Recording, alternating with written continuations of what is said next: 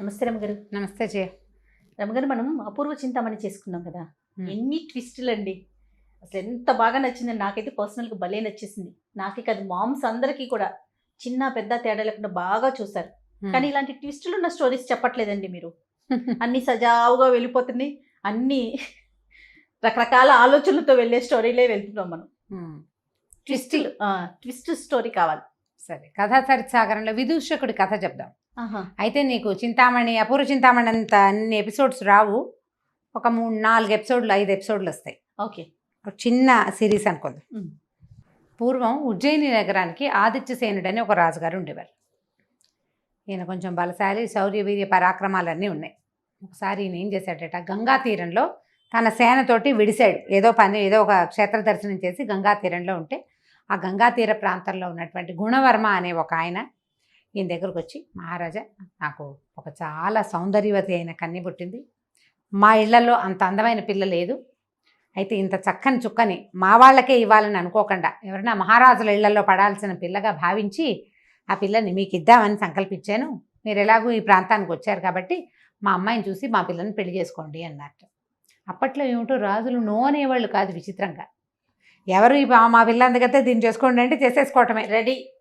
Ready అంటాం, చేసేసుకోవటం. సరే, పెళ్లి చేసుకుంటే పరమాద్భుత సౌందర్యవతి ఆవిడ. మామూలు సౌందర్యవతి కాదు.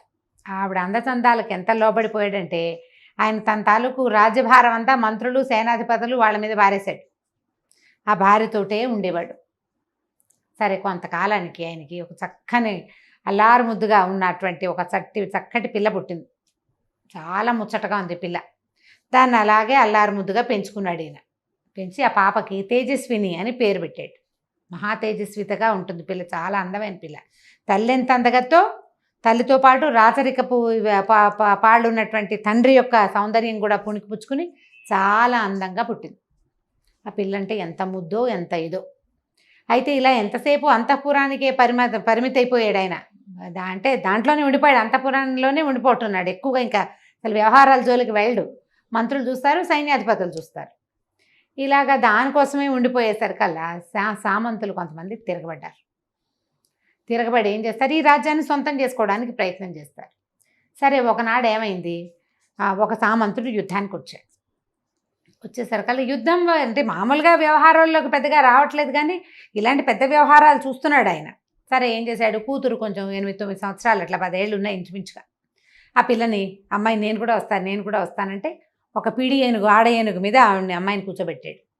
అంబారీలో చూస్తోందనమాట, యుద్ధం చూడడానికి వచ్చింది. ఒక బ్రహ్మాండమైన గుర్రం ఒకటి వేసుకున్నాడు. ఆ గుర్రాన్ని డైరెక్ట్ చేస్తున్నాడు. గుర్రంతో ఏనుగుని వెనకాల ఉంచుకున్నాడు. ఈయన ముందుకెళ్తుంటే ఈ చూపించే కూతురికి ఇట్లా తను ఎలా స్వారీ చేస్తాడో చూపించే ప్రయత్నంలో ఏమైంది, ఈ యుద్ధ భూమిని వదిలిపెట్టి ఆ గుర్రం పిచ్చెక్కినట్టు పరిగెత్తేసింది ఎక్కడికో.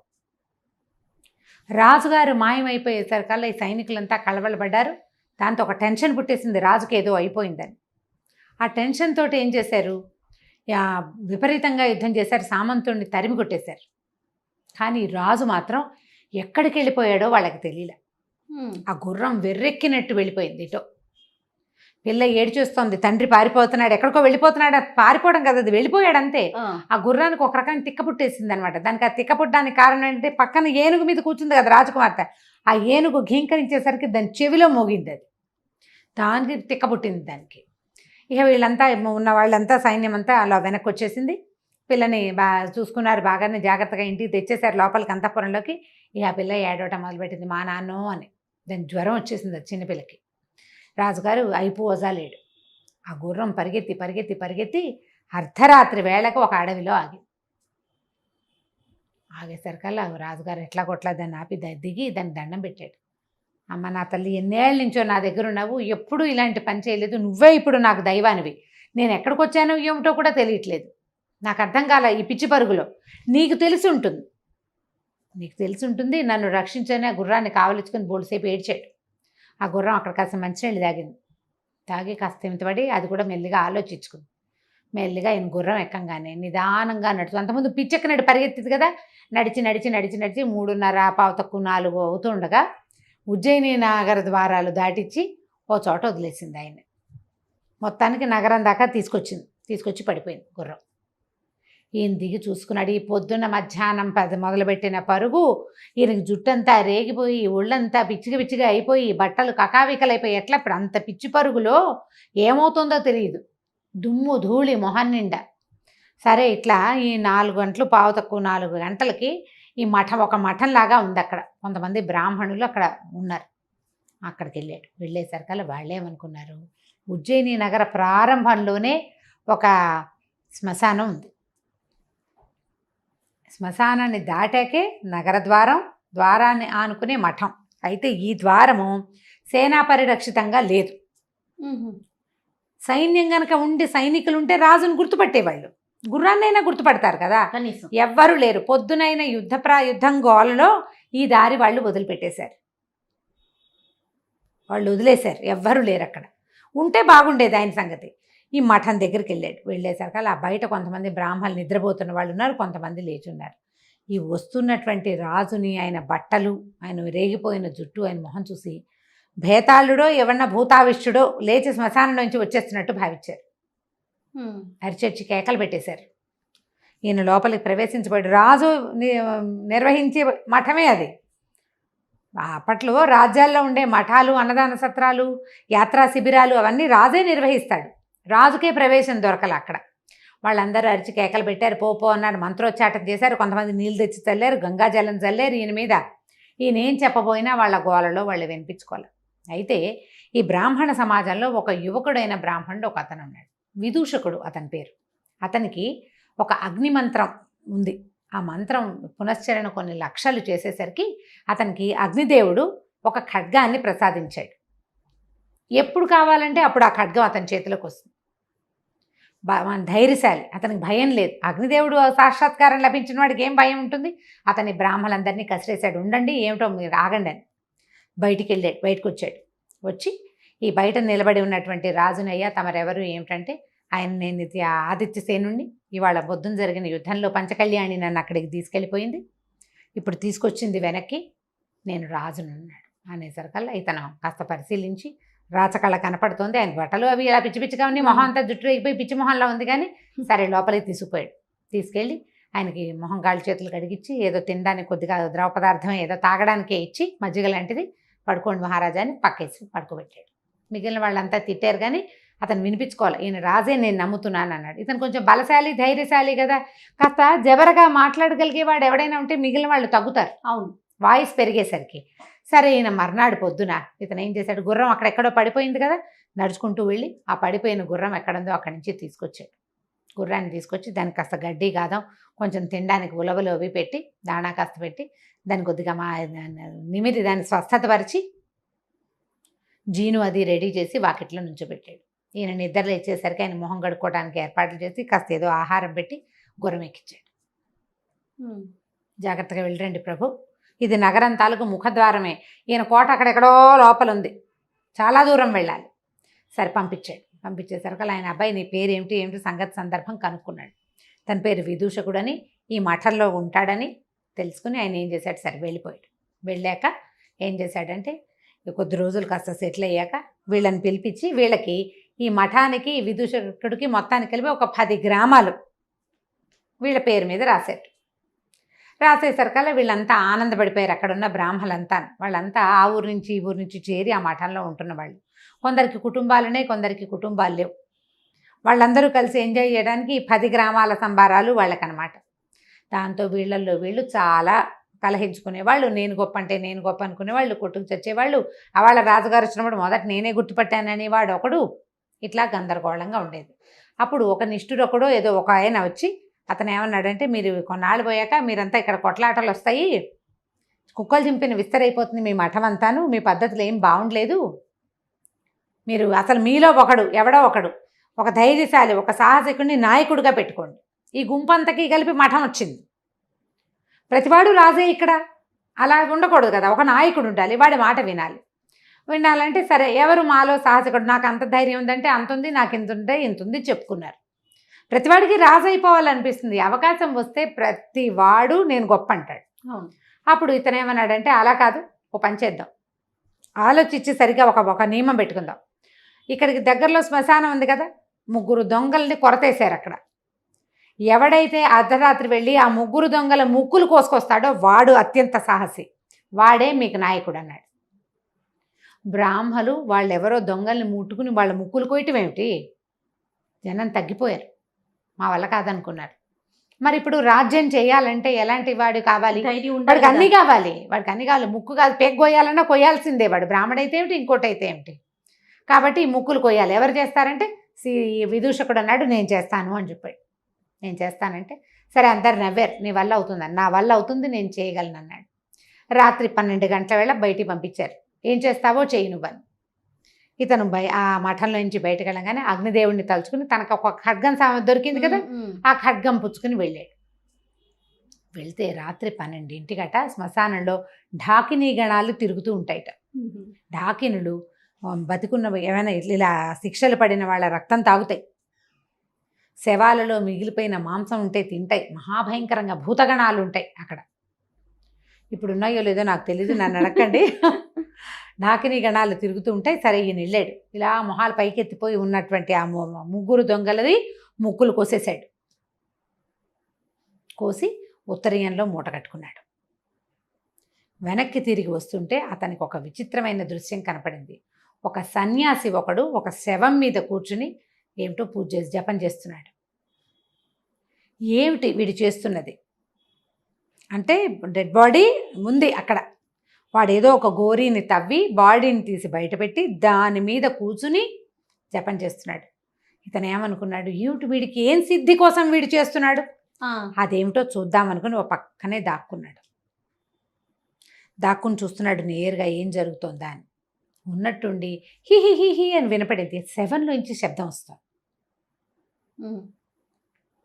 శవం నుంచి శబ్దం వస్తుంది. దాని నోట్లోంచి ఒక అగ్ని జ్వాల లాంటిది వచ్చింది. దాని బొడ్డులోంచి ఇన్ని ఆవాలు ఇట్లా పైకి ఇట్లా కుప్పగా వచ్చినాయి. అతను ఇట్లా దోశలు పెట్టి ఆవాలని పట్టుకున్నాడు. ఆవాలే సన్యాసి ఆవాలని మూట కట్టి ఉత్తరీయంలో పెట్టుకున్నాడు. లే అన్నాడు. ఈ డెడ్ బాడీ ఠకీమని లేచి నుంచింది. విడాన్ చూస్తున్నాడు అనమాట. సరే ఏం చేశాడు ఈ సన్యాసి, ఎగిరి ఆ శవం భుజాల మీద కూర్చున్నాడు. ఆ శవం నడుచుకుంటూ వెళ్ళిపోతుంది. అది వాహనంగా ఉంది, కొద్దిగా గాల్లో తేలుతూ. వీడికి మన విదూషకుడికి ఇది భయం లేదు, సాహసికుడి తను. కత్తిపుచ్చుకుని తిరగలిగేవాడు కదా. సరే ఇలాగో మనం కోసుకొచ్చిన ముక్కులు మన భుజానే ఉన్నాయి కదా, దీని సంగతి ఏమిటో చూద్దామని వాళ్ళ వెనకాలే పడి వెళ్ళాడు. వెళ్ళేసరికల్లా వాడు ఎక్కడికి వెళ్ళింది, ఈ సన్యాసిని మోస్తున్నటువంటి డెడ్ బాడీ ఒక కాళీ మందిరం, పురాతన దేవీ మందిరం ఒకటి ఉంది. మామూలుగా ఎవ్వరూ తిరగరు అక్కడికి, పాడుపడిపోయి ఉంటుంది. అందులోకి వెళ్ళేసరికి శవం ఢామని కింద పడిపోయింది. అది కింద పడిపోయింది. ఈయనేమో దిగి సన్యాసి లోపలికి నడిచి వెళ్ళిపోయాడు. శవం పని అయిపోయింది అక్కడ. దాన్ని అక్కడ ఆపి తను లోపలికి వెళ్ళాడు అనమాట. మళ్ళీ అతను లేస్తే బయటకు వస్తే ఇది లేచి నుంచుంటుంది. అక్కడి నుంచి లోపలికి వెళ్ళాడు. లోపలికి వెళ్ళేసరికి ఆ సన్యాసి పెద్ద చూస్తే లోపల బ్రహ్మాండమైన కాళీ విగ్రహం కనిపించింది. భైరవ శక్తి చాలా పెద్దది. వీడు పోయి దండం పెట్టాడు. సన్యాసి ఈ మన విదూషకుడు అట్లాగే చూస్తున్నాడు ఉత్సాహంగా. ఏంటి జరుగుతుంది ఇప్పుడు అనేసరికల్లా, నేను నీకు శవ పూజ చేశాను, నాకు ఏమిటి ఆకాశగమన శక్తి లభించింది. వీళ్ళు ఆకాశంలోనే వచ్చాడు, అతను పరిగెత్తుకుంటూ రాలా. శవం కొంచెం గాల్లో తేలుకుంటూ వచ్చింది. ఆకాశగమన విద్య లభించింది నాకు. మరి ఇప్పుడు ఏం చేయమన్నావో చెప్పు. ప్రపంచంలో ఉన్నవన్నీ నాకు కావాలి, నాకు అన్నీ కావాల్సిందే. ఎలాగైనా నేను ఏం చేయమంటే అది చేస్తాను, ఎలాగైనా నువ్వు చెప్పింది చేస్తా. నువ్వు శవ పూజ చేయమన్నావు, చేశాను, అది అయిపోయింది.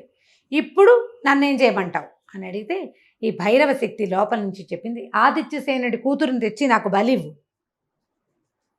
అప్పుడు నీకు సకల విద్యలు సిద్ధిస్తాయి. ఆదిత్యసేనుడు ఎవరు? ఈ విదూషకుడు రక్షించిన రాజు. ఆయన కూతురు తేజస్విని అనే పిల్ల. విదూషకుడు ఆశ్చర్యం, ఏమిటి నేనుండగానే, నేను ఒకడు ఇంత శక్తివంతుడిని ఈ రాజ్యంలో ఉంటే ఆదిత్యసేనుడు కూతుర్ని ఎవడైనా దొంగతనం చేయటం ఏమిటి? ఏం జరుగుతుందో చూద్దామని అతను అక్కడే కూర్చున్నాడు. ఈ సన్యాసి బయటకు వచ్చేసాడు. బయటికి రాగానే శవాన్ని లే అన్నాడు. అది లేచి నిలబడింది. నోట్లోంచి మంట వస్తుంది దానికి. దాని మీద కూర్చుని వీడేం చేశాడు, అంతఃపురానికి వెళ్ళిపోయాడు సన్యాసి. వెళ్ళిపోయి ఆ పడుకునున్న తేజస్విని ఎత్తుకున్నాడు, తీసుకొచ్చేసాడు. పిల్ల గోలుగోలుమని ఏడుస్తోంది, ఎవ్వరికీ వినిపించట్లా. తీసుకొచ్చేసాడు. తీసుకొచ్చి ఇక్కడ పెట్టాడు ఈ దేవీ మందిరంలోకి. అమ్మాయిని చూసేసరికి విదూషకుడికి అర్థమైపోయింది, పిల్లని వీడు బలి చేసేస్తాడు ఇప్పుడు అని. ఈ అమ్మాయిని రక్షించాలి. ఆ అమ్మాయికి ఒక 16 ఏళ్ళు ఉన్నాయి, 16 ఏళ్ళు, ఓ 16 ఏళ్ళు అంటే పెళ్ళిడికి వచ్చిన పిల్లే. ఆ పిల్లని తీసుకొచ్చేసాడు. తీసుకురాగానే మూల నుంచునున్నాడు విదూషకుడు. తీరా చూస్తే ఆ పిల్లని ఒక చోట కూర్చోబెట్టి అది ఏడ్చేస్తుంది మా నాన్న అమ్మ అనుకుంటూ. అర్ధరాత్రి మరి నిద్రలో తీసుకొచ్చాడు కదా. వాడు ఆ కత్తి తీసి ఆ పిల్లని ఇచ్చేసే లోపల ఈ విదూషకుడు వీడి దగ్గర ఆగ్నేయాస్త్రం ఉంది, తన దగ్గర అగ్ని ఇచ్చినటువంటి అస్త్రం ఉంది కదా. ఆ కత్తి ఆగ్నేయాస్త్రం పేరున్నటువంటి పెద్ద మహాఖడ్గం. ఆ ఖడ్గంతో ఒక దుర్మార్గుడా రాజకుమార్తెని నేను చూస్తుండగానే నువ్వు సంహరిస్తే నా రాజభక్తి ఏమైనట్టు? మొన్నే కదా రాజుగారిని రక్షించి ఇంటి దగ్గర దింపాను నేను అని చెప్పి ఒక్క దూకులో దూకి ఏం చేశాడు, దాన్ని ఆ కాపాలికుడు తలెగర కొట్టేశాడు కత్తి పెట్టి. కొట్టేసరికల్లా కాపాలికుడు చచ్చిపడిపోయేసరికల్లా ఈ అమ్మాయి బేరమని నేర్చేస్తుంది. ఒక క్షణం అయ్యేసరికి అమ్మాయికి అర్థమైంది తనని చంపబోతున్నవాడు చచ్చిపోయాడని, అక్కడ ఇంకో పెద్ద మనిషి నుంచున్నాడని. వీడు పంచ కట్టుకుని పిలక అది ఉండి విభూతి పండురాలు ధరించిన విదూషకుని చూసేసరికల్లా ఎక్కడో చూసినట్టుంది అమ్మాయికి. జ్ఞాపకం వచ్చింది, చాన్నాళ్ళ క్రితం సభలో చూసింది ఇతన్ని, కానీ అతనేనని మేకౌట్ చేయలేకపోయింది. అప్పుడు ఏమన్నాడు, అమ్మా నేను రాజకుమార్ని, మీరు భయపడకండి, నా పేరు విదూషకుడు, మీ రాజ్యంలో వాడినే, నేను మిమ్మల్ని రక్షించాను, అదండి బయటికి వెళ్దామన్నాడు. బయటికి వెళ్దామంటే అర్ధరాత్రి, ఇది శ్మశానం. వీళ్ళు ఎక్కడున్నారు?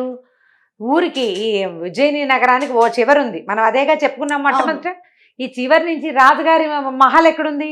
నగరంలో బాగా అవతల వైపుకుంది, సగానికి పైగా అవతలకు వెళ్ళాలి. ఈ పిల్లని అర్ధరాత్రి తీసుకుని ఎట్లా వెళ్తాడు?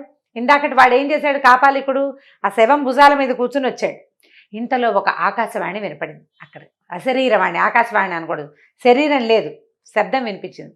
విదూషకుడా, నువ్వు చాలా తెలివిగల పనిచేసావు, వీడిని సంహరించేసావు. ఓ పంచి, వీడి చెంగున ఒక ఆవాల మూట ఉంది, ఆ ఆవాల మూట వల్ల ఆకాశ గమన శక్తి వస్తుంది. ఇవాళ ఒకరోజు రాత్రికి నీకు ఆ ఆవాలు తీసుకుంటే నువ్వు ఎక్కడికి వెళ్ళాలంటే అక్కడికి వెళ్ళగలుగుతావు. మళ్ళీ నెలలో, వచ్చే నెల ఇదే రోజున ఇక్కడికి రా నువ్వు అని వచ్చింది సౌండ్. ఈ పిల్ల కూడా విన్నది. అక్కడి నుంచి ఈ శవం తాలూకు బట్టలు అవి చూస్తే ఉత్తరీయంలో ఆవాలు వచ్చినాయి. అప్పుడు శవం బొడ్డులో నుంచి ఆవాలు ఎగిరితే పట్టుకున్నాడు కదా, ఆ పట్టుకున్న ఆవాలు మూట కట్టాడు. ఆ మూట కట్టిన ఆవాలు తీసుకుని ఇతను ఏం చేశాడు, ఆ అమ్మాయిని చేత్తో పుచ్చుకొని నేను రాణిగారి అంతఃపురంలోకి వెళ్ళిపోవాలని ప్రార్థించాడు. అనుకోగానే రైమని ఒకటే ఎగురు వెళ్ళిపోయాడు. ఆ అమ్మాయితో సహా అంతఃపురంలో వాలేసరికల్లా, అమ్మా నువ్వు పడుకో, మరి ఆకాశగమన విద్య ఇవాళ ఒక్కరోజే ఉంటుందండి అని చెప్పింది కదా ఆ శరీరమని, మరి నేను వెళ్ళిపోతాను, రాత్రి అంటే వెళ్ళిపోతా, తెల్లారేసరికి నేను విడిగా నడిచి వెళ్ళలేను కదా అంటే, ఆ పిల్ల బోరుమని ఏడ్చింది. నువ్వు వెళ్ళిపోవద్దు, నన్ను అక్కడ బతికిచ్చావు, ఇక్కడ ఉండటానికే నాకు భయంగా ఉంది, నువ్వు పక్కనే ఉంటే ధైర్యంగా ఉంటా. వాడు కనుక లేచొస్తే, లేదా ఆ శవం మీద ఎత్తుకెళ్ళాడు నన్ను, ఆ శవం లేచొస్తే మనం ఏం చెయ్యాలి? కనీసం నీ చేతిలో కత్తుంది, నీ దగ్గర ఆవాలు ఉన్నాయి, ఆ రెండు ఉన్న నువ్వు ఉంటే నాకు ధైర్యంగా ఉంటుందని పిల్ల ఏడ్చేసరికి ఇంకేం చేస్తాడు? సరేలే కానున్నది కాకమాందని ఆ ఆవాల చెంగును మూట అలాగే ఉంచుకొని ఆ అమ్మాయిని పడుకోమన్నాడు. తనేమో ఓ పక్కన కుర్చీలో కూర్చున్నట్టు చల్లగా నిద్ర పట్టేస్తుంది. ఇది ఎంత పరిగెత్తాడు, శ్మశానానికి వెళ్ళాడు, శ్మశానం నుంచి పరిగెత్తుకుంటూ వచ్చి కాళికాలయానికి వచ్చాడు, ఆ శవం వెనకాల పరిగెత్తుకొచ్చాడు, తిరుగుతున్నాడు హైరాణ. దాంతో నిద్ర పట్టేసింది. ఈ పిల్ల మాత్రం పెద్దగా నిద్రపోలే, భయంతో అలాగే అతన్ని చూస్తూ కూర్చున్నది. తెల్లవారేసరికల్లా లేచి బయటికి వెళ్ళింది. పాపం ఈయన అలసిపోయాడు, ఆయన పడుకున్నాడని. కానీ ఈ లేచి బయటికి వెళ్ళంగానే చెలికత్తలంతా లోపలికి వచ్చేసారు. వచ్చి ఇక మంచానికి ఒక మంచం పక్కన ఏమన్నా కుర్చీలో ఇంచుమించు మంచంగో కోడికి ఆ వెనకాలన్న భాగానికి హెడ్ రెస్ట్కి తల అంచి నిద్రపోతున్న విదూషకుడు మగవాడిని అంతఃపురంలో చూసేసరికల్లా కేకలు పెట్టారు. వాళ్ళంతా కేకలు పెట్టారు. అంతఃపుర రక్షకులు వచ్చేసి ఈ విదూషకుని చేత పుచ్చుకుని పదండి ముందు రాజుగారి దగ్గరికి అన్నారు. అనేసరికల్లా ఈ అమ్మాయి కూడా వచ్చింది వెనకాల. విదూషకుడిని రాజు దగ్గర ప్రవేశపెట్టారు. ఎప్పుడైతే విదూషకుడు అని తెలుసుకున్నాడో ఇతని శక్తి ఏమిటో ఆయనకు తెలుసు. రాజుగారికి ఇంతకుముందు చూశాడు కదా తను, ఇతనికి ఆగ్నేయాస్త్రం ఉంది ఇతని దగ్గర, అది కూడా ఆయనకు తెలుసు. సరే ఏమిటినైనా ఏమిటి సంగతి, నువ్వు ఎట్లా వచ్చావు ఇక్కడికంటే, ప్రభు నిన్న ఇట్లా జరిగింది, మరి వాళ్ళేమో ముగ్గురు దొంగల ముక్కులు కోసుకురమన్నారు, ఇదిగోండి ఆ ముక్కులనే మూట వేడదీసి చూపించాడు. ముగ్గురు దొంగల ముక్కులు ఉన్నాయి అందులో. అక్కడి నుంచి ఇట్లా ఒక కాపాలికుడు, అక్కడ ఒక వ్యవహారం జరుగుతుంటే నేను అతని వెనకాల పరిగెత్తాను. వెళ్తే అతను ఒక ఆశ్రమం, ఒక కాళికాలయంలోకి చేరాడు. మరి ఒక శవం కూడా ఉంది అక్కడ. ఆ కాపాలికుడి శరీరం కూడా ఆ దేవాలయంలోనే ఉంది. కావాలంటే మీరు చూడొచ్చు, మీ అమ్మాయిని పిలిపించి అడగండి అన్నాడు. ఆ అమ్మాయి ఏం చెప్పింది, వాడెవడో ఒకడు వచ్చాడు, నన్ను ఎత్తుకొచ్చాడు, ఒక మనిషి మీద కూర్చుని వచ్చాడు, కానీ ఆ మనిషి మేము గుళ్ళోకి వెళ్ళేటప్పుడు వాడు కింద పడిపోయాడు, వాడు నోట్లోంచి మంటలు వస్తున్నాయి, ఆ అమ్మాయి చెప్పింది ఇతను చెప్పింది సేమ్గా ఉంది. అక్కడి నుంచి ఈయన ఏం చేశాడు, భటులందరినీ కొంతమందిని రప్పించి సర్వసైన్యాధిపతిని పిలిచి పద అక్కడెక్కడికో వెళ్ళొద్దామని గుర్రాలు వేసుకుని అక్కడికి పోయారు. చూస్తే శ్మశానంలో 3 దొంగలకి ముక్కులు లేవు. 3 దొంగల శవాలు ఉన్నాయి. ముక్కులు పెట్టి చూశారు, వాళ్ళవే ముక్కులు ఒకటి. అక్కడి నుంచి ఇటు చూస్తే ఈ శ్మశానం బయట కొంత దూరంలో ఒక పాడు పడిపోయిన కాళికాదేవి గుడి ఉంది, చాలా పాతది. దాని బయట ఒక శవం పడుంది. అది ఆ ఊరి వాడే, ఆ పొద్దున మరణించిన వాడు. ఆ చుట్టాల పక్కాలంతా వచ్చారు. శవాన్ని ఎవరో గోరి తవ్వేశారు, బాడీ బయటకు వచ్చేస్తున్నారు. ఆ బాడీ మీదే వీడు వచ్చాడు కాపాలికుడు. అక్కడి నుంచి లోపలికి వెళ్ళి చూస్తే ఒక పురాతనమైన కాళికాలయం, అడేం గుడి, అమ్మవారు లేదు, ఏమీ లేదు. కానీ చచ్చి పడున్న కాపాలికుడి శవం కనపడింది అక్కడ. ఇవన్నీ చూసి ఈయన చాలా సంతోషించి, లేకపోతే ఒక్క దెబ్బలో ఈ పిల్ల కాస్త హతమైపోయేది అంతే. రాజుగారు ఏమన్నాడు, విదూషకుడిని చాలా మెచ్చుకుని, నాయన నువ్వు చాలా గొప్పవాడివి, నీ అంత మహాసత్వుడు నాకు అల్లుడు కావటం కంటే నాకేం కావాలి, మా పిల్లని పెళ్లి చేసుకో అని చెప్పేసి ఈ పిల్లని పెళ్లి చేసుకున్నారు. ఇంకా అక్కడ బ్రాహ్మణ సత్రంలో అయిన గొడవ అవన్నీ తెలుసుకున్నాడు ఆయన. వాళ్ళందరినీ మీ దారిని మీరు పడండి. ఎవరైతే ముగ్గురు దొంగల ముక్కులు కోసుకురమ్మని చెప్పాడు కదా ఒకడు, నిష్ఠురొక్కడో ఎవడో వాడి పేరు, అతన్ని ఆ మఠానికి హెడ్గా పెట్టేసారు. ఈ విదూషకుడిని తీసుకొచ్చి పెళ్లి చేశారు. పెళ్లి చేసేసరికల్లా ఒక 1 నెల రోజులు గడిచినాయి. భార్యతో చాలా కులాసాగా ఉన్నాడు. రాజుగారు అల్లుడైతే ఏం కొదవా. సరిగ్గా నెల తిరగంగానే ఈ పిల్ల, ప్రభు మీరు ఆ గుడికి వెళ్ళొద్దు, గుళ్ళో దేవత ఆ రోజు మిమ్మల్ని పిలిచింది కాదు, నెలకల్లా రమ్మని, గుడికి వెళ్ళొద్దా మీరు అంది. అనేసరికల్ అవును కదా గుర్తొచ్చింది. అర్ధరాత్రి లేచేసి ఆ అమ్మాయి చెప్పటం కూడా రాత్రి 11 గంటల వేళకి చెప్పింది. చెప్పి పడుకుని నిద్రపోయింది. ఈయన తను కత్తిపుచ్చుకుని గుళ్ళోకి వెళ్ళిపోయాడు.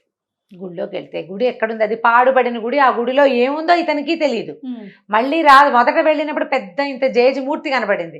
రాజుగారితో వెళ్ళినప్పుడు ఏం లేదు, ఏదో ముగ్గులు గిగ్గులు అన్నీ ఉన్నాయి, అమ్మవారి విగ్రహం మాత్రం అక్కడ లేదు. కాపాలికుడి శవం ఉంది. ఇప్పుడు వెళ్ళేసరికి అలా గుళ్ళోకి అడుగు పెడితే అది గుడి కాదు, ఏదో ఒక మహాహర్మ్యం లాగా ఉంది. లోపల ఒక అందమైన అమ్మాయి కూర్చుని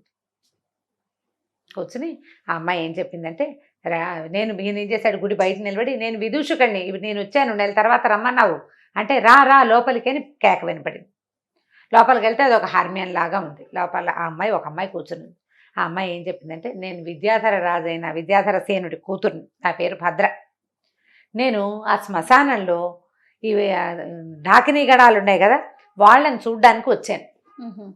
నువ్వు ఎప్పుడైతే 3 దొంగల ముక్కులు కోసావో అప్పుడు నేను నీ వంకే చూస్తున్నాను, నువ్వు చాలా అందంగా ఉన్నావు, నువ్వు నాకు నచ్చావు.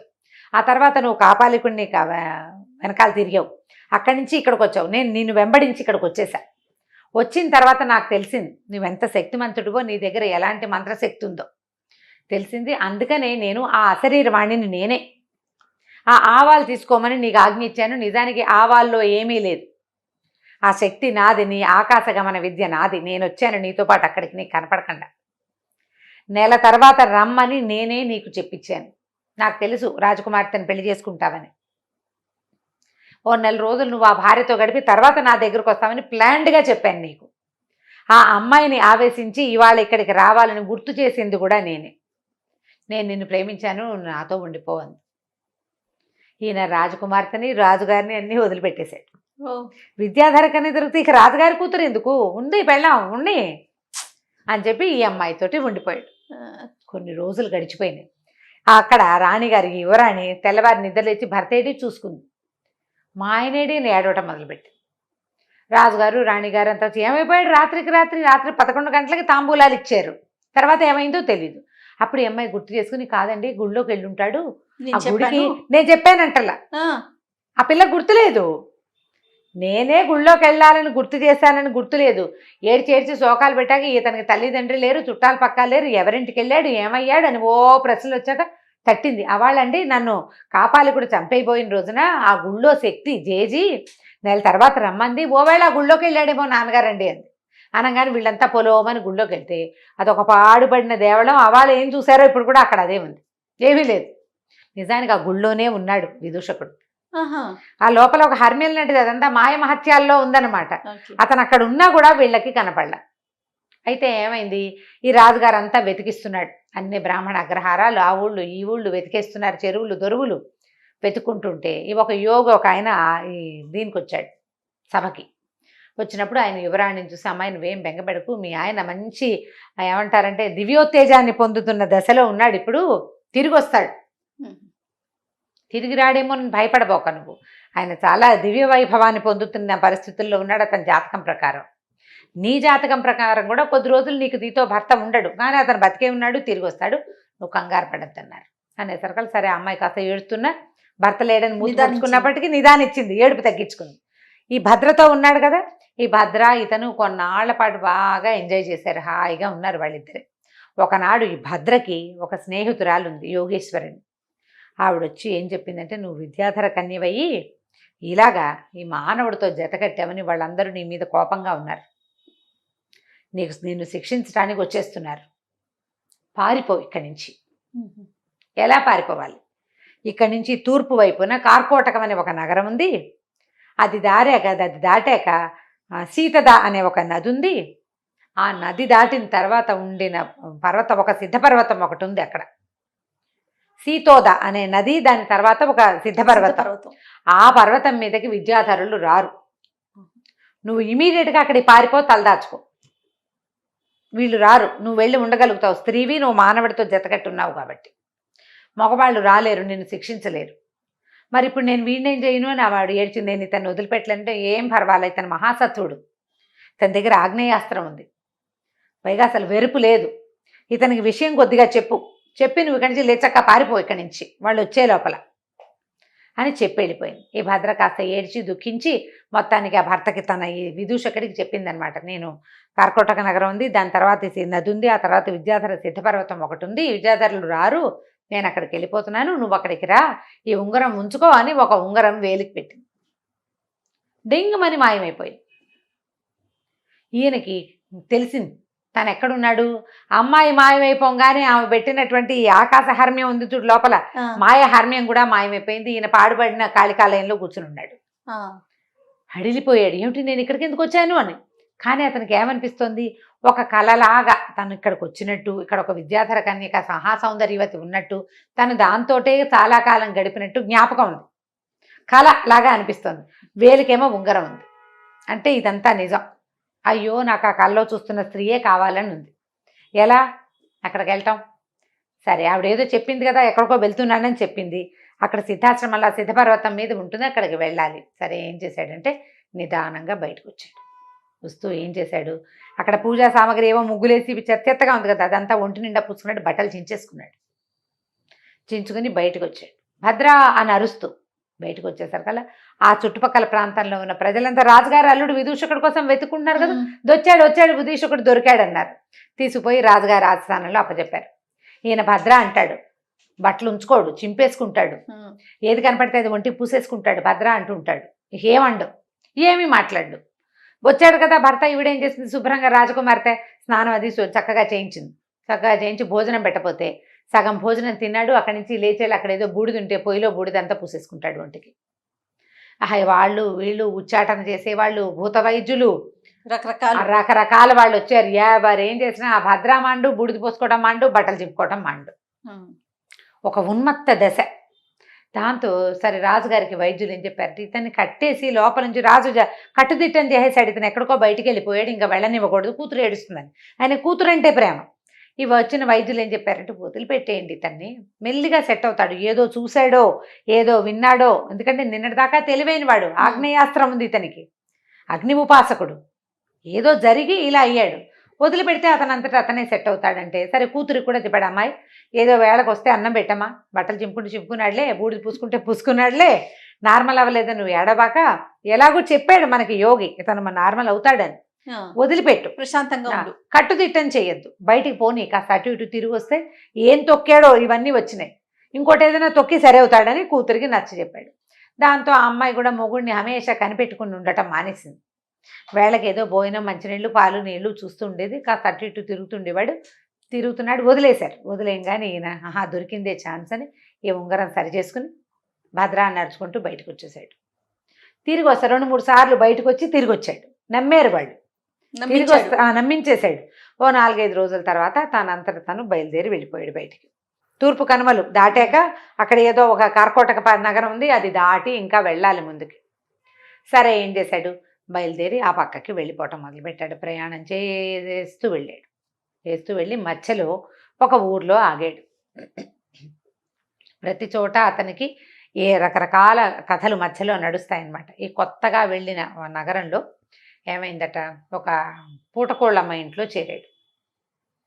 రాజుగారు అల్లుడు కాబట్టి కొంచెం ఆభరణాలు ఉన్నాయి. ఇతను ప్లాన్డ్గా కొంత డబ్బు కూడా పట్టుకెళ్ళాడు. దాంతో ప్రతి చోట ఉండటానికి ఉంది. ఒక పూటకోళ్ళమ్మ ఇంట్లో చేరేసరికల్లా పూటకోళ్ళమ్మకి ఒక బంగారు నాణ్యం ఇచ్చాడు. ఆ పూట 2-3 రోజులు ఆవిడ అన్నం పెట్టింది. 3వ రోజున ఆవిడ ఏడుస్తూ, నాయన మన నా ఇల్లు నీకు దానం ఇస్తున్నాను, తీసుకో నాయన, నీకు ఇదిగో ఇల్లు కాగితం అని తీసుకొచ్చి చేతిలో పెట్టింది. తెల్లబోయాడు, ఇదేమిటమ్మా కాగితం ఇస్తున్నావు, ఏదో అన్నం పెట్టావు, నేను నీకు రూపాయి ఇచ్చాను, రేపు పొద్దున వెళ్ళిపోతాను నేను అంటే, కాదు నాయన, ఇక నేను బతికి కూడా వృధానే, చచ్చిపోతాను నేను ఎలాగోను, ఇక నేను బతికుండి కూడా ఏమీ ఉపయోగం లేదు, చచ్చిపోతాను. చచ్చిపోయే ముందు ఒక సద్బ్రాహ్మణుడికి, ఒక ఉత్తమ వ్యక్తికి నా ఆస్తి పాస్తి ఇల్లు వాకిలు ఇచ్చేస్తే సరిపోతుందని అనిపించింది అనేసరికల్లా, నీకు అంత కష్టం ఏమొచ్చింది, ఏమిటి నీ బాధ ఏమిటమ్మా అని అడిగాడు.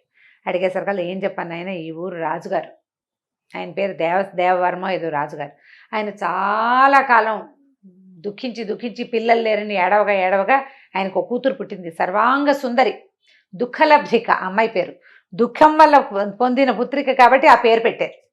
ఈ దుఃఖలబ్ధిక మహాసౌందర్యవతి. రాజుకి తన కూతురుని చూసుకుని ఎంత గొప్ప. సరే ఏం చేశాడు ఆయన, ఒక ఆయనకి ఇచ్చి పెళ్లి చేశాడు ఇంకో రాజుగారికి, పక్క ఊరి రాజుగారికి, సామంత ప్రభుకి. ఈ పెళ్ళయింది, పొద్దున పిల్లాన్ని ఇద్దరిని అంతఃపురంలోకి పంపించారు. అమ్మాయి బాగానే ఉంది, అబ్బాయి చచ్చిపోయాడు. పెళ్లి కుమారుడు మరణించాడు.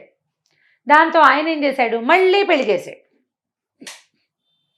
రెండోవాడు పోయాడు. 4 పెళ్ళిళ్ళు చేశాడు వరుసగా ఆయన. ప్రతివాడు వివాహం అవుతుంది, అంతఃపుర ప్రవేశము, రాజకుమార్తెని ఆయన ఏమీ చేయడు, కానీ వాడు చచ్చిపోతాడు. దాంతో రాజు కొళ్ళు మండిపోయింది. ఎంతమంది చస్తారో చూస్తాను, ఈ ఊళ్ళో ఉన్నటువంటి బ్రాహ్మణ క్షత్రియ యువకులందరినీ ఒక్కొక్కడితో నా కూతురికి పెళ్లి చేయి, ఏ కారణం చేత చస్తున్నారో మనకు తెలియాలి, ఎవడో ఒకడు అడ్డం పడేవాడు ఒకడు గనక దొరుకుతాడు, కాబట్టి ఇట్లా ప్రయత్నించమన్నాడు. ఒక్కొక్క కుటుంబం నుంచి ఒక్కొక్క యువకుని పట్టుకుపోయారు నాయన. ఈ ఊళ్ళో సగం మంది క్షత్రియ కుమారులు బ్రాహ్మణ కుమారులు మరణించారు. నా కర్మ కొద్దీ ఇవాళ మా ఇంటికి వచ్చింది ఆ వాట. నా కొడుకు రాజకుమారికి భర్త కాబోతున్నాడు రేపొద్దున. ఇక భర్త ఏమీ లేదు, అంతఃపురంలోకి పంపేటేమీ, వివాహం లేదు, ఆవిడ అంతఃపురంలో ఉంటుంది, డైరెక్ట్ అంతఃపురంలోకి పంపేస్తారు. తెల్లారేసరికి వాడు చచ్చిపడి ఉంటాడు అక్కడ, వాడు చచ్చిపోతాడు. నా కొడుకు ఎలాగూ చచ్చిపోతాడు, ఒక్క పిల్లాడు, నేను బతికుంటే ఏం చేస్తాను నాయన అనేసరికల్లా అయినా ఏదో ఉంది ఇక్కడ, ఎవరో ఈ అంతఃపురంలో వెళ్ళిన వాళ్ళని చంపేస్తున్నారు. రాజకుమార్తె చూస్తే సౌందర్యవతి, ఈ ఊళ్ళోనే పుట్టి పెరిగింది, ఆవిడదేం లేదు, ఆవిడ లబోదిబ్బమని ఏడుస్తుంది. నాకొద్దు నాన్న, ఇలా నా కోసం ఎవరిని చంపద్దు నాన్న అని అమ్మాయి ఏడుస్తోంది. తండ్రి వింటల్లా. పిల్ల మంచిదే, ఏదో జరుగుతోంది. సరే ఏమన్నాడమ్మా, అన్నం పెట్టావు 3 రోజుల నుంచి, నీ రుణం తీర్చుకుంటా నేను, నాకేమన్నా అవుతుందని నువ్వు బెంగ పెట్టుకోవద్దు, నీ కుమారుడి ప్రాణాలకి నా ప్రాణం అడ్డేస్తా, వాడిని పంపద్దు, నేను వెళ్తాను అన్నాడు. నేనే నీ కొడుకునని చెప్పు, నేను వెళ్తా అన్నాడు. కొద్దిగా భయపడింది, కానీ ఇతని సత్వము, అతని ధైర్యము, ఆ మాటల్లో ఉన్న తెంపరితనము అవి చూసేసరికి ఒప్పుకుంది సరేనా. సరే రాజకుమార్తె అంతఃపురానికి బయలుదేరాడు విదూషకుడు. పౌండ్రపట్టణం అనే చోటకి వెళ్ళాడు. పూటకోళ్ళమ్మ ఇంటికి వెళ్ళాడు. పూటకోళ్ళమ్మ ఇంటికి వెళ్ళాడు. ఆవిడేమో నా ఆస్తంతా నీకు ఇచ్చేస్తాను, ఏమిటంటే రాజుగారి కూతురు సంగతి చెప్పింది. ఏమన్నాడంటే, నీ కొడుకు బదులు బకాసురుడి దగ్గరికి భీమసేనుడి వెళ్ళినట్టుగా నేను వెళ్తానమ్మా అని చెప్పాడు. వెళ్ళాక ఏమైందో చూడాలి ఇప్పుడు మనం. సరే విదూషకుడు ఏం చేశాడు, సాయంకాలం చీకటి పడింది, శుభ్రంగా పూటకోళ్ళమ్మ పాలు పెరుగు పోసి అన్నం పెట్టింది, తిన్నాడు, వెళ్ళాడు. వెళ్తే లోపలికి వస్తుంటే అందరు చూస్తున్నారు, పాపం ఎంత బాగున్నాడు, మరి చక్కగా ఉన్నాడు అనుకున్నారు. లోపలికి పోయాక ఆ రాజకుమార్తె బికమొహం వేసుకుని చూసింది, ఏం చేసి చచ్చిపోవడానికి వచ్చినట్టే కదా, అయ్యో ఎంత బాగున్నాడు, వీడన్నా బతికితే వీడితో కాపురం ఉంటుంది కదా నాకు అని అనుకుని బాధపడుతుంది. అమ్మ మీ దారి మీరు పడుకోండి, నేను చూస్తానన్నాడు. రాజకుమార్తె వెళ్ళి పడుకుంది. ఈయన ఏం చేశాడు, గదిలో ఒక పక్కన కూర్చుని ఉన్నాడు. ఒక మూల అగ్నిని తలుచుకుని ఆగ్నేయమైనటువంటి ఖడ్గాన్ని తెచ్చారు. తలుచుకోగానే చేతిలోకి వస్తుంది అనమాట. ఆ ఖడ్గాన్ని ధరించి ఒక మూల కూర్చున్నాడు. అర్ధరాత్రి అయిపోయింది. ఎవరు వస్తున్నారు అయితే దీనికి ఏం డౌటు, ఏదైనా సర్పమో ఏదైనా పురుగో ఏదో వస్తోందని అనుకుంటున్నారు. సర్పము పురుగు రాలా. కాసేపటి అయ్యాక ధన అడుగుల చప్పుడు వినపడింది. ఈ ఒక పెద్ద పెద్ద బ్రహ్మాండమైన పర్సనాలిటీ ఉన్న ఒక రాక్షసుడు వచ్చాడు అంతఃపుర ముఖద్వారంలోకి, ఆ గదిలోకి, ఆ గది తాలూకు ముఖద్వారంలోకి. అక్కడి నుంచి 2 చేతులు చాప, ఒక చెయ్యి ఇట్లా ఒక చెయ్యే చేతులు చాపాడు లోపలికి. చెయ్యి చాపి ఇట్లా అంటున్నాడు. అంటే ఎవరో దొరికితే దొరికిన వాడిని పట్టుకుంటారనమాట, ఈ రాజకుమార్తెతో పాటు ఉన్నవాడిని. ఈయన ఏం చేశాడు, వెంటనే ఆ కత్తి తీసి, ఓ దుర్మార్గుడా, నువ్వే వచ్చిన ఈ ఊళ్ళోకి, ఈ అంతఃపురంలోకి వచ్చిన మగవాళ్ళందరినీ తినేస్తున్నట్టున్నావు, నీ సంగతి చెప్తానుండని ఈ కత్తి పెట్టి ఒక్క వేటేశాడు. చెయ్యి తెగిపోయింది. ఇక్కడ దాకా చెయ్యి లోపల చాపాడు కదా, దెబ్బదాకా తెగిపోయి చెయ్యి అట పడిపోయింది. పడిపోయేసరికి రాక్షసుడు గగ్గోలు పెడుతూ పరిగెత్తుకుంటూ వెళ్ళిపోయాడు. అంతఃపురంలో ఎవరు కదలిక లేరు. ఈయన హాయిగా అయిపోయిందిగా. ఈ రాక్షసుడు చెయ్యి ఎలా పడిందంటే సరిగ్గా ఆ ద్వారానికి అడ్డంగా పడింది, ఇంకోళ్ళు ఎవరు లోపలికి రానివ్వకుండా. ఈయన ఖడ్గాని పక్కకు పెట్టుకుని శుభ్రంగా తను కూడా ఒక తివాసి చూసుకుని పడుకుని నిద్రపోయాడు. ఇంకెవరు రారు, వీడే ప్రతిసారి వస్తుంది. తెల్లవారేసరికల్లా గంటలు మోగాయి. ఇంకేముంది, శవమే, వాడు ఉండడు, చచ్చిపడి ఉంటాడని అనుకున్నారు.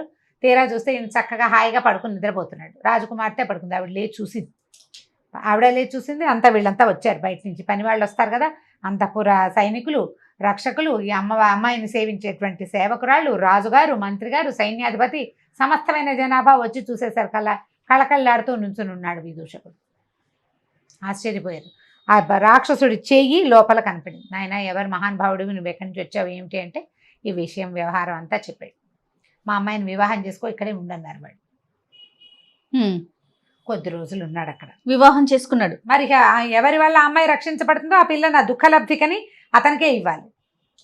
కొద్ది రోజులుండి నేను వేరే వ్యవహారం మీద వెళ్తున్నానని చెప్పేశాడు.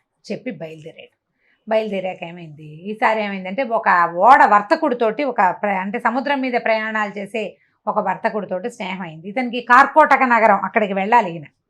సరే, ఈ వర్తకుడితో స్నేహం అయితే ఆ వర్తకుడు నేను ఆడ సముద్రం మీద వెళ్తానంటే రాజుగారితో చెప్పాడు, నేను మళ్ళీ వస్తానండి, ఇప్పుడే నేను ఇక్కడ ఉండటం నాకు కుదరదు, వేరే వ్యవహారం మీద వెళ్తున్నానని చెప్పి ఆ వర్తకుడితో కలిసి బయలుదేరితే సముద్రంలోకి వెళ్ళింది పడవ. చాలా దూరం, రోజులు గడిచిపోతున్నాయి. ఒక రోజులో జరగల ఇదంతా, నెలలు గడిచిపోయినాయి. ఈయన భద్ర కోసం వెళ్తున్నాడు. ఈ దారిలో ఏమైంది, సముద్రంలో పడవ ఉన్నట్టుండి ఆగిపోయింది. అది చిన్న పడవ అని చెప్తున్నాం కానీ కాదు, నౌక. అది చాలా పెద్దది, చాలామంది జనాభా ఉన్నారు. ఇక ఏం చేసినా ఆ పడవ కదలపోయేసరికల్లా ఆయన ఏమన్నాడు, ఆ ఓడ వర్తకుడు, ఎవరైతే ఈ ఓడని కదుపుతారో వాళ్ళకి నా సంపదలో సగం ఇచ్చి నా పిల్లనిచ్చి పెళ్లి చేస్తానన్నాడు. అనేసరికల్లా మన సత్వశీలుడు కదా ఇతను, విదూషకుడు చాలా మహాసత్వుడు. తను ఏమన్నాడు, నేను చూస్తాను, అసలు ఇక్కడ ఏముందో నేను చూస్తానని చెప్పి ఏం చేశాడు, ఆ సముద్రంలోకి ఆగ్నేయాస్త్రాన్ని పట్టుకుని దూకేసరికల్లా కిందకి వెళ్ళేసరికి అతనికి ఏం కనపడిందంటే ఒక మహాకాయుడైన ఒక రాక్షసుడు నిద్రపోతున్నాడు. ఆ నిద్రకి అతని పిక్కకి ఈ పడవ తాలూకు కింద భాగం ఉంటుంది కదా, ఈ మట్టిని కదుపుతూ నడిచేది, అది పట్టేసుకుంది. వీళ్ళు ఎంత ప్రయత్నం చేసినా పిక్క, అతను ఎంత మహాకాయుడు, ఈ ఓడకి కనీసం 20 ఇంతలు ఉన్నాడు. ఇతను ఏం చేశాడంటే ఈ ఆగ్నేయ కత్తి ఉంది కదా, దాంతో ఆ పిక్కని తెగ నరికేసేసరికి పడవ కదిలితే వెళ్ళే ముందు ఏం చెప్పాడు, ఇతనికి ఎట్లా వేశారు వీళ్ళని సముద్రంలోకి వెళ్ళటానికి, నడువుకి తాడేసి వదిలిపెట్టారు సినిమాటిక్గా. ఆ కింద పని అయ్యాక అతని పైకి లాగాలి. వాళ్ళకి చెప్పాడు, నేను కేక పెడతాను, పడవ కదలంగానే నన్ను లాగండి అన్నాడు. అనేసరికల్లా సరే అందరు ఒప్పుకున్నారు. మరి పైన ఉన్నారు కదా, ఇదే ఒక సినిమాలో చూశారు, జ్ఞాపకం చేసుకోండి. ఆ సినిమాలో ఐడియా వాళ్ళ సొంత ఐడియా కాదు, కాసిం ఇలాంటి కథల్లోది, ఇది కథా సరిసాగరంలో కథ. సరే, కిందకేశారు, తాళ్ళు పట్టుకుని ఉంచుకున్నారు కదా, పైనుంచి పట్టుకున్నారు, అతని కాళ్ళు పట్టుకుని కిందకి వదిలిపెట్టారు. తలకిందులుగా వచ్చాడు కిందకి. నరికేం కానీ పడవ కదిలింది. నావ కదలంగానే వాళ్ళేం చేశారు, నా వర్తకుడు కనిపించింది, ఈ బాపడు వీడెవడికో నా పిల్లని నేను ఎందుకు ఇవ్వాలి, పడవ ఎలాగూ కదిలిపోయింది, వీడు కొత్తగా స్నేహం పోనివ్వమని ఏం చేశాడంటే తాళ్ళు నరికించేశాడు. అయ్యో. ఈ తలకిందులుగా ఉన్న విదూషకుడు ఫెళ్ళమని నీళ్ళలోకి పడిపోయాడు పూర్తిగా.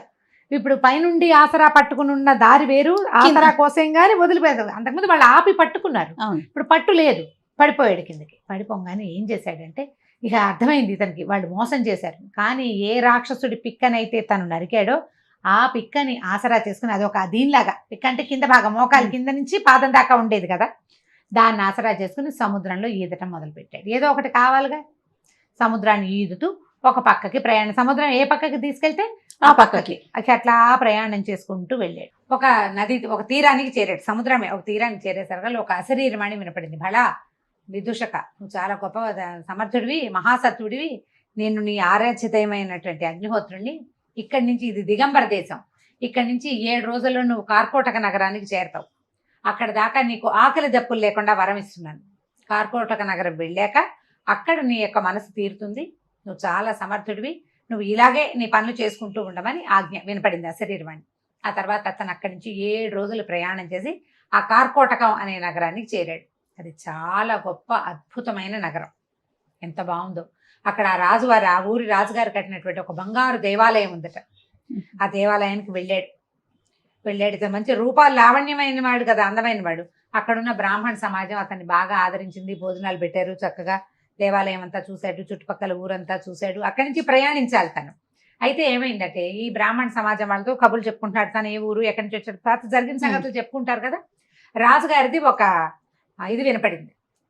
ఏమిటి, రేపు ఉదయం ఎవరైనా సరే కుమారుడు, క్షత్రియుడు కానీ బ్రాహ్మణుడు కానీ రాజకుమార్తెని వివాహం చేసుకోవాలని కోరుతున్నట్లయితే వాళ్ళు ఈ రాత్రికి రాజకుమారి అంతఃపురంలో నిద్ర చేయాలోహో అని. ఈయన తెలివిగలవాడు, ముందే సత్వుడు, ప్రధానంగా ఇలాంటి ఏమైనా ఛాలెంజెస్ ఉంటే ఉత్సాహంగా ఉంటుంది. నేను చేస్తానన్నాడు. అనేసరికల్లా ఈ బ్రాహ్మణ సమాజం అంతా అంది, నాయన అంత సులువు కాదు, రాజుగారి కూతురు దగ్గరికి ఎవడెళ్తే వాడు చచ్చిపోతున్నాడు అంతఃపురంలో, ఇలా జరుగుతుందని వాళ్ళు ఏంటంటే ముందు రోజు నిన్ను టెస్ట్ చేస్తారు, నువ్వు బతికుంటే రేపొద్దున పెళ్లి చేస్తారు, బతికలేకపోతే నిన్ను వదిలేయటమే. అమ్మాయి పెళ్లి చేయడానికి ఇప్పటికి సంవత్సరాలుగా ప్రయత్నిస్తున్నారు, టమ్కేస్తారు, రానివాడు రాడు, వచ్చినవాడు వస్తాడు, ఇవాళ రారు, రేపు మళ్ళీ టమ్కేస్తారు, రేపు ఎవడో ఒకడు వెళ్తాడు పిచ్చి పెద్దవా, వాడు దొరికిపోతాడు. అనేసరికి తను ఏమిటో చూస్తాను, నేను ఆల్రెడీ ఇలాంటిది ఒక క్రియ చేశాను, నాకు తెలుసు, నేను వెళ్తానన్నాడు. ఎంత వద్దన్నా అతను వినలా. అయితే అతను ఇలా తలుచుకోగానే అతని చేతిలోకి కత్తి రావటాన్ని చూసిన బ్రాహ్మణ సమాజం అంతా నమ్మింది, వీడి దగ్గర ఏదో మహావిద్య ఉంది. సరే, ఈయన అంతఃపుర ప్రవేశం చేశాడు. ఆ రాజకుమార్తె ఎంత అందగత్తో ఇతను చూసి ఏడవటం మొదలుపెట్టింది. అయ్యో, నా మళ్ళీ చచ్చిపోవడానికి ఇంకొకడు వచ్చాడే అని. ఆ రాత్రి ఆవిడని పడుకోమన్నాడు. ఈయన మెలకుగా ఉన్నాడు. ఈసారి ఒక రాక్షసుడు మళ్ళీ వచ్చాడు. వాడు ఎడం చేయి లోపలికి పెట్టి ఇతన్ని పట్టుకోపోయాడు. వాడికి కుడి చేయి లేదు. ఇతను ఏం చేశాడు, ఆ చేయి గట్టిగా పట్టుకుని వాడు జుట్టు పట్టేసుకున్నాడు. ఎవడరా నువ్వు, అసలు ఏమిటి నీ సంగతి ఏమిటి అనేసరికల్లా ఆయన విసిగించుకుని, బాబు నువ్వెవరో నన్ను పట్టుకున్నావు, నీకు చాలా బలశాలివి నువ్వు, నేను ఒక యమదంశుడు అనే ఒక రాక్షసుణ్ణి, నాకు 2 కూతుళ్ళు, ఓ కూతురు పౌండ్ర నగరంలో రాజు కూతురు దుఃఖలబ్ధికగా అక్కడ ఉంది, రెండోది విద్యుత్ ప్రభ ఇక్కడ ఉంది అమ్మాయి. నా కూతుళ్ళు 2ని ఈ వేరే మానవులతోటి సంగమం కుదరదు వాళ్ళకి, అందుకని వాళ్ళని రక్షించడానికి వాళ్ళ దగ్గరికి ఎవరు వచ్చినా సరే నేను వాళ్ళని చంపేస్తాను, మగవాళ్ళు మా పిల్లల్ని ఏం చేయకూడదు. ఓహో, ఆ రాజులకు తెలియదు, వాళ్ళు భూలోకపు రాజులు, వాళ్ళ ఆడపిల్లకి పెళ్లి చేయటమే వాళ్ళ ఉద్దేశం. వీడి ఉద్దేశం అది కాదు, వీడికి ఒక మహాపురుషుడు కావాలి తన కూతుళ్ళకి. శంకర ఆజ్ఞ, ఎప్పుడైతే నీ బాహువులు నరకబడతాయో అప్పుడు నీ పిల్లలకి శాప విమోచనం అన్నాడు. నేను కూతుళ్ళని రక్షించుకోవడానికి ఓ చెయ్యి ఆ బిల్డింగ్లో ఆ అంతఃపురంలో, రెండో చెయ్యి ఈ అంతఃపురంలో పెట్టి కూర్చున్నాను, ఎవడొస్తే వాడిని చంపేస్తున్నాను. పౌండ్ర నగరంలో కూడా ఒకడు నా కుడి చెయ్యి నరికాడు, ఇప్పుడు నువ్వు ఎడం చెయ్యి నరికేసావు, నా జుట్టు కూడా పట్టుకున్నావు, నా శాప విమోచనం అయిపోయింది నాయన అనేసరికల్లా ఇతను చెప్పాడనమాట నవ్వుతూ, పౌండ్ర నగరంలో నీ చెయ్యి నరికింది నేనే అనేసరికల్లా నాకు శాప విమోచనం అయిపోయింది, నేను ఇంకా నా పిల్లల్ని రక్షించక్కర్లేదు, నువ్వు నా కూతుర్ని పెళ్లి చేసుకుని హాయిగా ఉండు, నేను నీకు సేవకుడుగా ఉంటా, నువ్వు ఎప్పుడు ఎక్కడికి రమ్మంటే అక్కడికి వస్తాను, నన్ను తలుచుకుంటే వస్తాను, ఏ సహాయం కావాలన్నా చేస్తాను నాయన, నన్ను వదిలిపెట్టేయమన్నాడు. సరే, జుట్టు పుచ్చుకున్నాడు కదా, జుట్టు వదిలిపెట్టేయగానే రాక్షసుడు మాయమైపోయాడు. తెల్లారేసరికల్లా ఇతను సజీవంగా ఉండటం, రాజకుమార్తె చక్కగా ఉండటం చూసుకుని రాజుగారు చాలా సంతోషించి ఆ కార్కోటక నగర ప్రభు పిల్లనిచ్చి పెళ్లి చేశాడు. 2 కాదు, మొదట ఒక పెళ్ళయింది తేజస్విని తోటి. అవునవును, తేజస్విని, వీళ్ళిద్దరు భద్ర, 4. ఓహో, అక్కడి నుంచి కొద్ది రోజులు వీళ్ళ దగ్గర ఉన్నాడు. ఉన్నా కూడా ఇతనికి విద్యాధర కన్య ఉంది, ఆ భద్ర మీదే ఉంది మనసు, ఆమెను సాధించాలి ఎలాగైనా. అప్పుడు ఏం చేశాడంటే, మళ్ళీ వీళ్ళతోటి సరిగ్గా చెప్పకుండానే ఈ విద్యాధర కన్యను వెతుక్కుంటూ కార్కోటక నగరం నుంచి ఇతను బయలుదేరిపోయాడు విదూషకుడు. దారిలో 2 పెళ్లిళ్ళు చేసుకున్నాడు, ఒక రాక్షసుని సంహరించాడు, సంహరించాడు అతను శాప విమోచనం చేశాడు. అతడి సహాయం తనకి దొరికేలాంటి ఏర్పాటు చేసుకుని మళ్ళీ ప్రయాణం మొదలుపెట్టాడు. విదూషకుడు రాక్షసుడి 2వ చెయ్యి కూడా నరికేశాడు. వాడు జుట్టు పుచ్చుకుని లొంగ తీసుకున్నాడు. నేను ఎక్కడికైనా వెళ్ళాలంటే నేను ఏం పని కావాలంటే ఆ పని చేస్తానని ఒప్పుకున్నాడు ఆయన. ఆ రాజకుమార్తెను వివాహం చేసుకున్నాడు. కొద్ది రోజులు ఉన్నా కూడా విద్యాధర కన్య అయినటువంటి భద్ర కోసం బయలుదేరాడు. బయలుదేరి ఏం చేశాడు, ఆస్థానం నుంచి బయటకు వచ్చేసాక అతన్ని యమదంష్టుడనే ఆ రాక్షసుని తలుచుకున్నాడు. నన్ను సిద్ధపర్వతం, ఇప్పుడు మనం కార్కోటక నగరంలో ఉన్నాం, ఇక్కడ నుంచి ఇంకా ముందుకెళ్ళాలి. సీతోద అనే ఒక నది ఉంది. ఆ నదికి అవతల గట్టున ఉదయన పర్వతంలో ఒక సిద్ధపర్వతం ఒకటి ఉంది, నన్ను అక్కడికి తీసుకెళ్ళు. ఆయన భుజం మీద కూర్చుంటే తీసుకుపోయి అక్కడ దింపేసి ఇది సిద్ధులు తిరిగేది, విద్యాధరులు వాళ్ళు ఉంటారు, నేను రానివ్వరు నన్ను పైకి, నేను మళ్ళీ నువ్వు తిరిగి వస్తానంటే నేను ఇక్కడికే రాగలుగుతా అని చెప్పి యమదంష్టుడు ఈయన అక్కడ వదిలిపెట్టి వెళ్ళిపోయాడు. సరే ఈయన ఏం చేశాడు, ఆ పర్వతం మీదకి ఎక్కాడు. ఎక్కితే ఎక్కగా బాగా చక్కగా తోటలాగా ఉండి ఒక బంగారపు దిగుడు బావి ఒకటి కనపడింది అక్కడ. దిగుడు బావి చుట్టుపక్కల నీళ్ళు తడితడిగా ఉంది, పాదాల గుర్తులు కనపడుతున్నాయి. అంటే ఇక్కడ ఎవరో తిరుగుతారనమాట. సరే ఏం చేశాడు, ఓ పక్కన కూర్చుని ఉన్నాడు. చాలాసేపటికి కొంతమంది ఆడవాళ్ళు ఇంత బిద్దెలు పుచ్చుకుని వచ్చారు. ఆడవాళ్ళవే పాదాల గుర్తులు అనమాట. ఓ పక్కన కూర్చున్నాడు. పక్కన కూర్చుంటే అడిగారు, ఎక్కడ వాడివి, ఏమిటి నువ్వు అంటే, ఊరికే చూడడానికి వచ్చాను అన్నాడు. ఈ నీళ్ళు ఎవరికి తీసుకెళ్తున్నారు అంటే, వాళ్ళలో ఒక ఆవిడ ఏం చెప్పిందంటే, విద్యాధర కన్యక ఒక ఆవిడ భద్ర అని ఉంది, ఆవిడ స్నానానికి తీసుకెళ్తున్నాము అంది. ఇది మనవాడికి కావాల్సింది ఆవిడే కదా. సరే ఏం చేశాడు, వాళ్ళు బిందెల్లో నీళ్ళు నింపుకుంటున్నారు కదా, బిందెలో ఒక ఉంగరం వేసేసాడు. ఒక ఉంగరం ఇచ్చింది భద్ర, ఆ ఉంగరం వేసేసాడు. అయితే ఆ అమ్మాయి ఏ బిందెలో వేశాడో ఆ బిందె తాలూకు అమ్మాయి ఇచ్చి, అయ్యా కొంచెం ఎత్తవా ఈ బిందె నాకు, బిందె ఎత్తాలి కదా, ఇట్లా ఎత్తి పైన పెట్టాలి. బిందె ఎత్తి భుజం మీద పెట్టాడు. అక్కడే ఉన్నాడు. ఆ చుట్టుపక్కల తోటల్లో బొళ్ళని పళ్ళు గిళ్ళు ఉన్నాయి, కోసుకుని తిన్నాడు.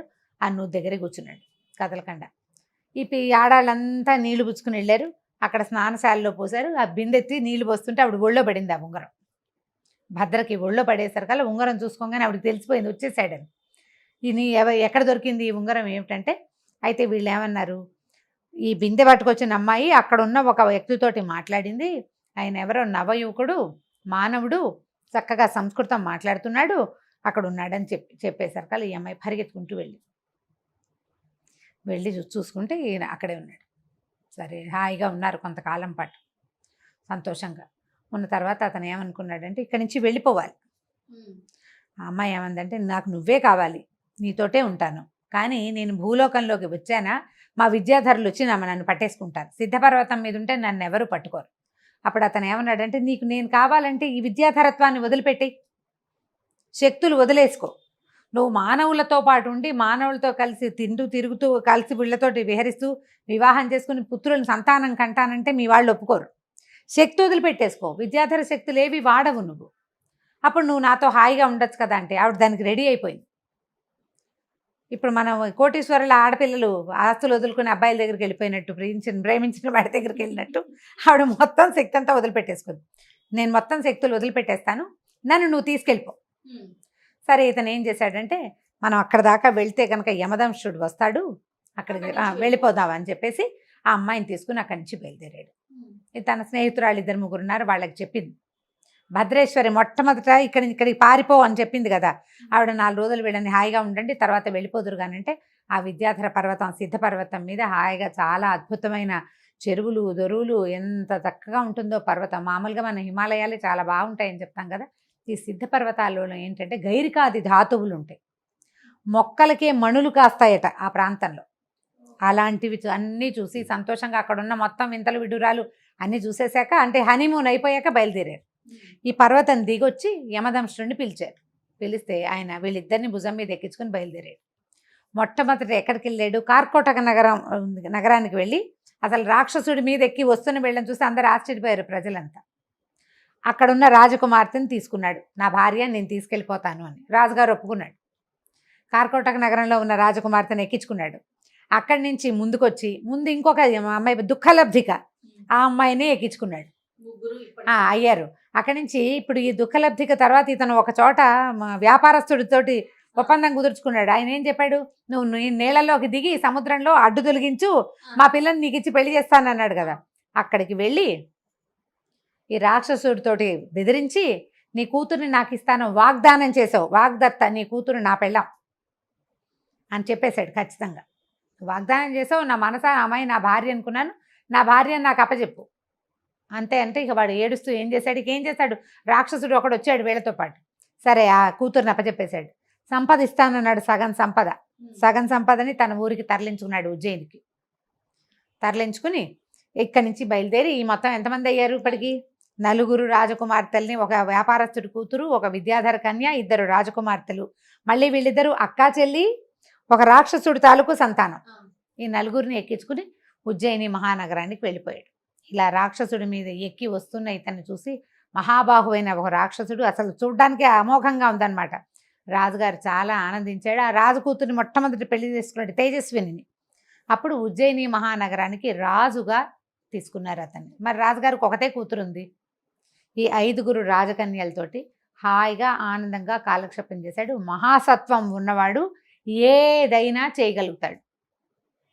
సత్వవంతులకి అడ్డే లేదు. సత్వవంతులకు అడ్డే లేదని ఇలాగ 5 పెళ్ళిళ్ళు చేసుకోమని చెప్పడం లేదు. ఏ పనైనా సాహసోపేతంగా. అప్పుడు అసలు పెద్ద ఆవిడ ఒప్పుకోవాలి కదా రెండో పెళ్లికి. తేజస్విని ఒప్పుకుంది. ఇంతమంది భార్యల్ని అతను తెస్తే మా నాన్న రాజ్యం, నీ పెళ్ళాలందరినీ మా రాజ్యంలో ఎందుకు కూర్చోబెడతావు అనలేదు. దక్షిణ నాయకులు అంటారు ఇట్లా ఎక్కువ మంది భార్యలు ఉండే రాజుల్ని. దక్షిణ నాయక లక్షణాలు చెప్తారు కదా, నాయక లక్షణాలు చెప్తారు. అందులో దక్షిణ నాయకుడు అంటే 4-5 భార్యలు అంటే 4-5 సాటిస్ఫై చేస్తూ బాగా చూసుకునేవాడు అనమాట. ఈయన హాయిగా 5 భార్యలతోటి ఉజ్జయిని నగరాన్ని పరిపాలించాడు విదూషకుడు అనే బ్రాహ్మణుడు. కథ కంచికి మనం ఇంటికి ఎన్ని ట్విస్ట్లు అయినాయి. అదే ఈ భాగం కొంచెం చిన్నదే, మొత్తం భాగాలన్నీ కలిపి ఓ ఫుల్ భాగంగా కూడా వేస్తే అందరూ హ్యాపీగా చూసిస్తారు. తప్పకుండా జయ. నమస్తే.